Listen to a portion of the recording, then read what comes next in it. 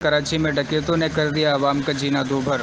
पेश जोराबाद के हदूद एफबी एरिया जमाल मंजिल के करीब मुसल्लह डकैत मुलजमान की शहरी से लूटमार। सीसीटीवी वीडियो मंजर आम पर आ गई।